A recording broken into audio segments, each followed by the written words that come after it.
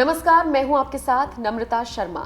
मध्य प्रदेश में 3 नवंबर को उपचुनाव होने हैं और इन उपचुनावों से पहले बीजेपी को एक बड़ा झटका लगा है। दरअसल उपचुनावों के लिए छतरपुर जिले की बड़ामल हरा विधानसभा सीट से बीजेपी प्रत्याशी प्रद्युमन सिंह लोधी कोरोना से संक्रमित पाए गए हैं और तबियत बिगड़ने के कारण उनको अस्पताल में भर्ती कराया गया है। लिहाजा वो आने वाले वक्त में चुनावी प्रचार प्रसार नहीं कर पाएंगे। आपको बता दें, ये जो प्रद्युमन है, ये उसी वक्त इनकी तबियत बिगड़ी। बताया ये जा रहा है कि ये उस वक्त गश खाकर गिर गए जिस वक्त ये अपनी पार्टी के लिए और अपने लिए प्रचार प्रसार कर रहे थे।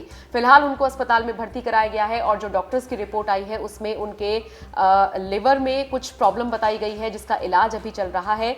और इसी के साथ साथ डॉक्टर्स ने उन्हें कंप्लीट बेड रेस्ट के लिए बोला है और साथ ही साथ लोगों के बीच ज्यादा इंटरैक्ट ना करने के लिए बोला है। देखिए, एक तो वैसे ही मौसम इस तरह का है, मौसम का मिजाज इस तरह का है कि लोगों को बीमारियां पकड़ रही हैं और दूसरी तरफ ये भी ध्यान रखना होगा कि भले ही एक तरफ चुनाव है लेकिन डेडली वायरस, किलर वायरस या मैं कहूं महामारी कोरोना भी देश और दुनिया से गई नहीं है।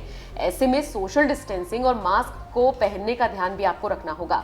तो ऐसा लग रहा है, अब चूंकि वो प्रचार के लिए निकले थे, प्रसार के लिए निकले थे, तो हो सकता है किसी ऐसे शख्स के वो कांटेक्ट में आए हों जो पहले से कोरोना से पीड़ित हो और शायद यही वजह है कि वो भी इस बीमारी की चपेट में आ गए हैं। फिलहाल तो वो अस्पताल में डॉक्टरों की निगरानी में है, लेकिन ये बीजेपी के लिए एक बड़ा झटका है क्योंकि उपचुनावों की वोटिंग के लिए अब कुछ ही दिन का वक्त रह गया है। 3 नवंबर को चुनाव होने हैं और उससे पहले ही बीजेपी के लिए ये एक बड़ा झटका है।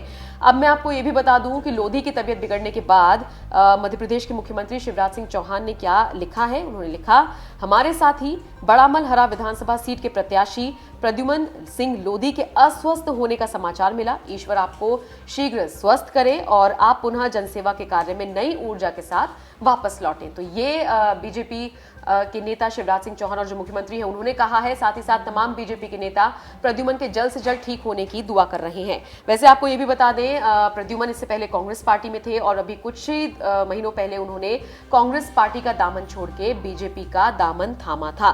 तो कुल मिलाकर 3 नवंबर को उपचुनाव होने हैं और उससे पहले बीजेपी के नेता का इस तरह से कोरोना से संक्रमित पाया जाना जाहिर तौर पर बीजेपी के लिए एक बड़ा झटका है। लेकिन इसका असर उपचुनावों पर किस तरह से पड़ता है ये देखना दिलचस्प होगा। तो जरूर हमें कमेंट करके बताएं आपकी राय इस पूरी खबर को लेकर क्या है।